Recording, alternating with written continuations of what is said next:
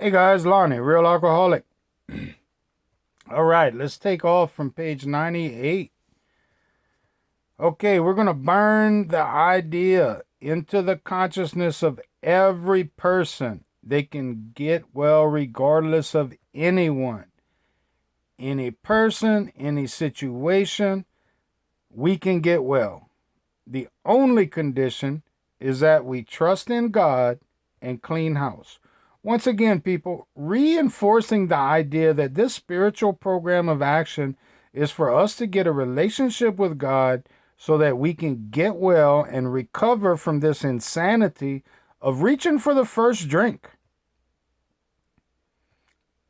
And in a nutshell, that is the only promise that Alcoholics Anonymous gives us, is a relationship with God so that we can have enough serenity so we do not reach for the first drink.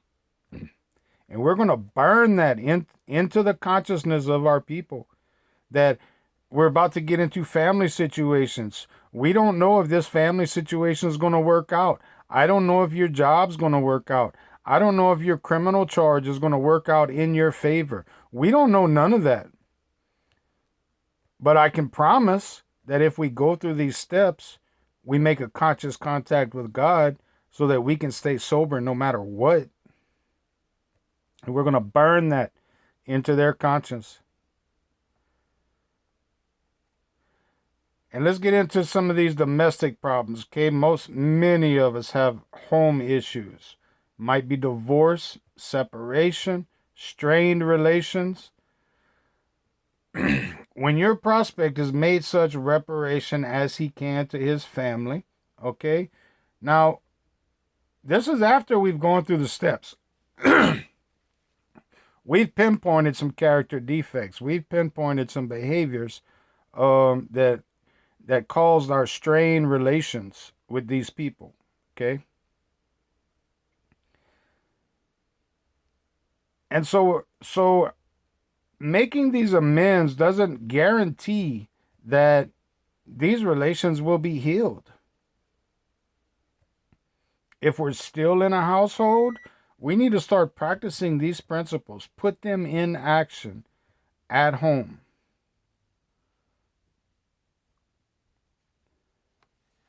Argument and fault finding are to be avoided like the plague. No arguing, no fault finding. And when it comes to relationships, I can sum it up. When I stop acting crazy, I stop attracting crazy. 90% of the relationships I was in, I could see that because of my character defects, I should have never been in those relationships in the first place.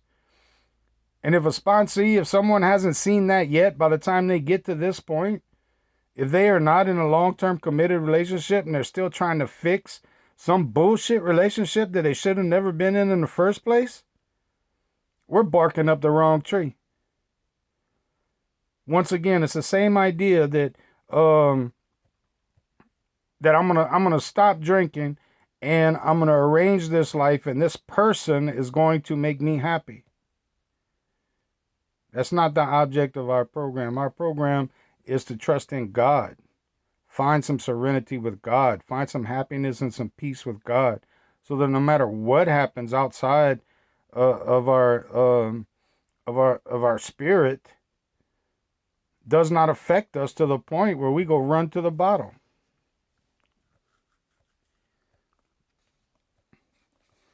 Now, it tells us that if a person persists in practicing these principles for a few months, the effect on the man's family is sure to be great. After the family has seen tangible results, how many times I see people, they've been sober for a week or two and 3 weeks or a month or two, and their family still hates them. Well, come on, man. We all know that we spent years destroying their trust. They have no idea what motive we're up to. Oh, we've been kind and we've been apologetic before. We've been compassionate just to let them down again. My own mother didn't give me a key to her house till I was sober 6 months.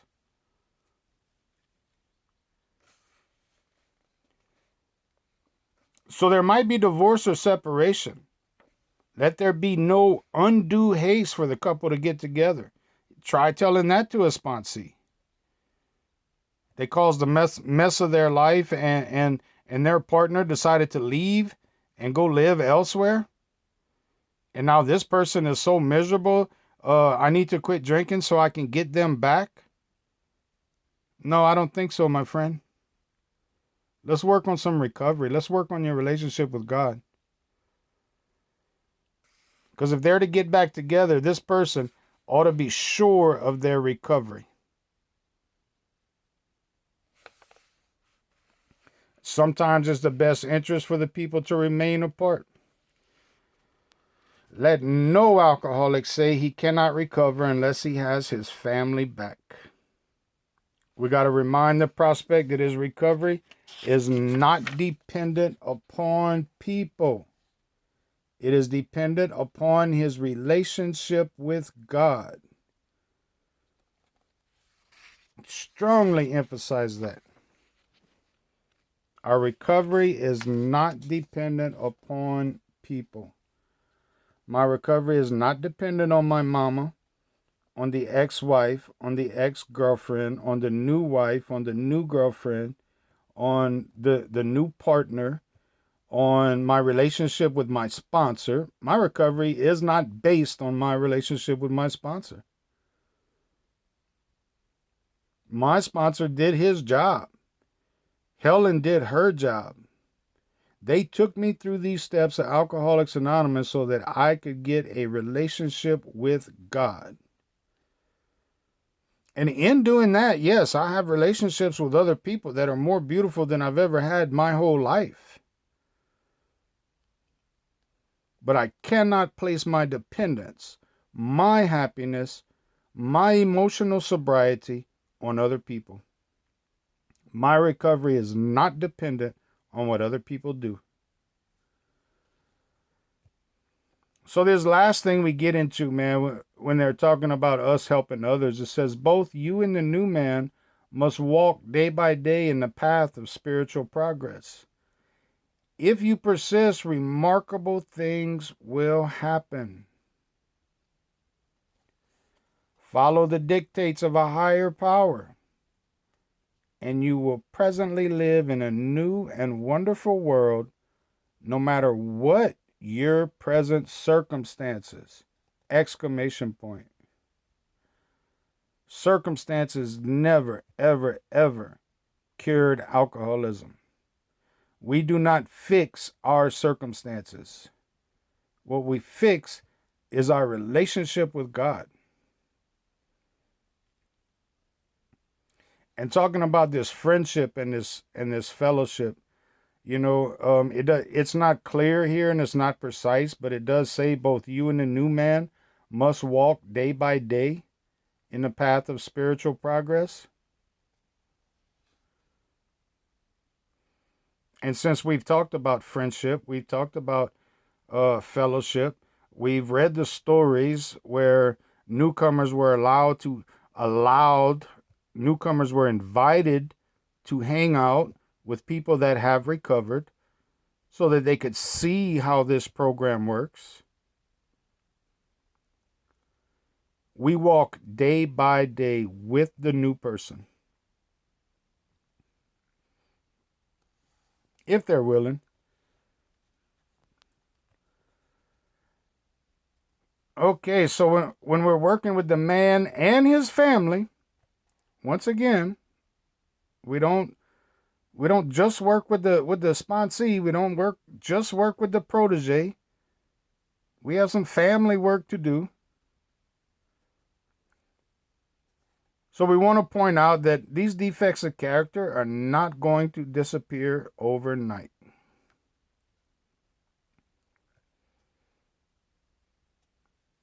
Everybody needs some patience.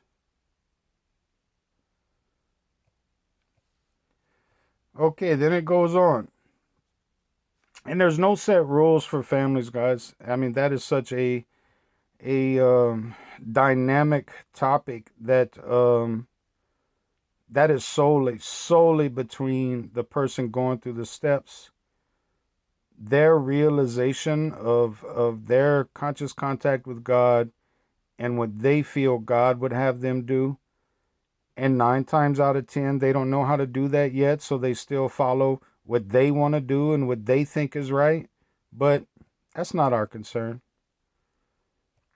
Our job is to help them get through the steps, and we inventory these situations. We inventory, we inventory, we inventory, we inventory.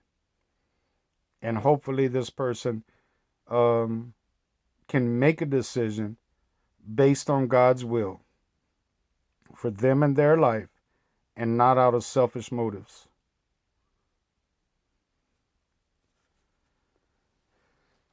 So it leads us now into assuming we are spiritually fit, we can do all sorts of things alcoholics are not supposed to do. All right? Man, we can go where liquor's served. We can have it in our houses. We can have friends that drink. We can go anywhere. We can go to bars. All right? We meet these conditions every day. An alcoholic who cannot meet them still has an alcoholic mind. There is something the matter with his spiritual status. So once we receive this freedom, once we receive this psychic change, when the spiritual malady is overcome and our alcoholic minds have been restored to sanity, we can go anywhere and we can do anything free people do. And we have a rule, is we do not avoid places where there's drinking if we have a legitimate reason for being there. That's the kicker. A legitimate reason. Or am I going there to steal vicarious pleasure from the atmosphere? This vicarious pleasure, I can tell you guys, man, there's a lot of times I was tempted. Yeah, I'm going to go shoot some pool. I got legitimate reason to be in there. It's just a social event. No, I was bored to death. I couldn't stand being in my own skin and being in my own thoughts, and I needed a distraction. I wanted some vicarious pleasure. I wanted to be at a rock concert, all right, so that I could feel like these other people looked. Let's just keep that in mind. Am I going to these places where liquor's served for some type of pleasure? Am I vicariously trying to live by what these people can do? These people can drink. They can have a good time. Am I trying to steal some of that pleasure, even though I cannot drink and I cannot feel that buzz and I cannot get loose like them? But maybe if I hang out with them, then I too could feel like they look. We have to be extremely careful of that. And these legitimate reasons for being at these places where liquor is served, we all know we talk about those with our sponsors. We talk about those with friends in Alcoholics Anonymous, spiritual advisors, whoever you need to talk to. We need to make it clear that there is a legitimate reason, and we are not going there just for vicarious pleasure.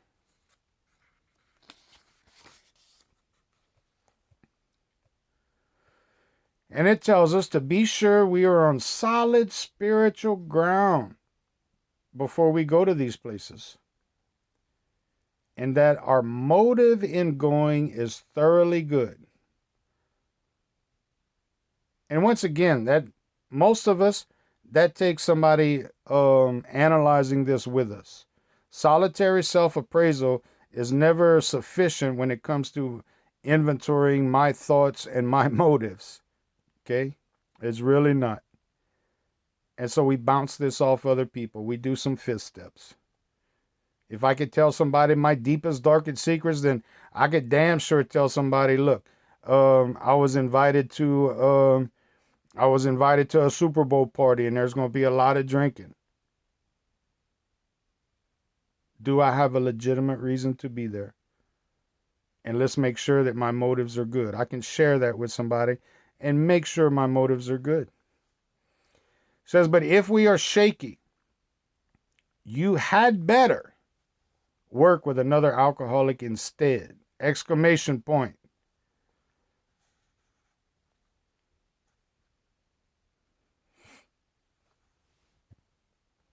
Okay, we're wrapping this up, my friends. Now, they gave us a conception of God in our third step of an employer, right? And that it promised us, the third step promised us that if we stayed close to God and performed God's work well, that God would take care of everything we needed. And so, having this new employer, what's my job? My job is now to be at the place where you may be of maximum helpfulness to others. So never hesitate to go anywhere if you can be helpful. You should not hesitate to visit the most sordid spots on earth on such an errand. Keep on the firing line of life with these motives, and God will keep you unharmed.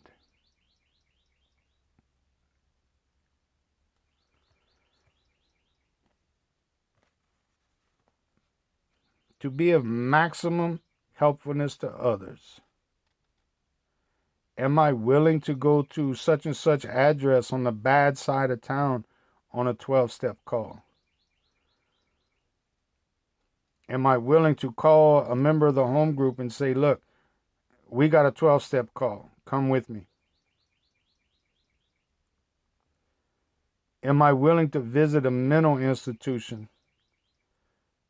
Because there's some prospect of mine that for some reason couldn't get it yet and had to go to a mental institution to adjust some medicines. Am I going to go there and visit them? Hell, most of us won't even go to the detox once we get somebody in detox. There are very few people I know actually get somebody into detox and they get into treatment and actually go get on these people's visiting list and go see them while they're in treatment. These sordid spots. Are we willing to go to the crack house? Somebody calls us at 1 o'clock in the morning and they got no way to get out of this house that they're in. And these sordid spots, man, let me tell you, 1935, they were just as sordid. They didn't call them crack houses, but they had places and they had houses where your winos and your drunks piled up and did what they did, just like modern days. And our members of Alcoholics Anonymous were not scared to go there.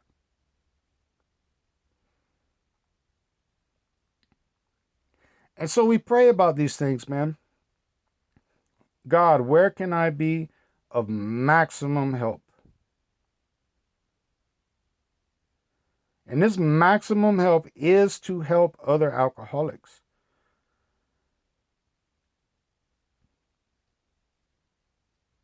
To help others that cannot help me in return. That's my job.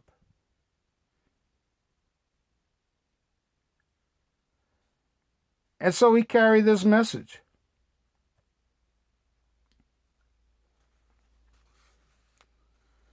And we're going to close out with this. That we've reached this freedom, okay? We can go to the meth house. We can go to the winos at their camp under the bridge. We can go to the most sordid spots. We can go to the abandoned warehouse. where Jimmy James has been living for 3 years. And this poor guy is trying to get sober. We can go there without fear. We can go to parties where there's alcohol without fear. For after all, our problems were of our own making. Bottles were only a symbol. Besides, we have stopped fighting anybody or anything we have to.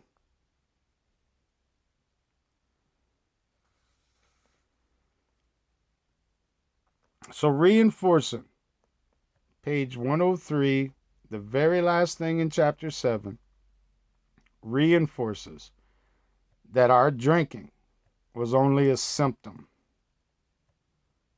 The real problem was our character defects. And our character defects prevented us from having a relationship with God and with our fellow human beings. And once that's overcome, once the alcoholic mind has had this psychic change, we are free men. We're free women. We do anything anybody else can do. And when the calamities of life hit, when life gets lifey, we find enough peace to where we do not reach for the bottle. That is no longer an option.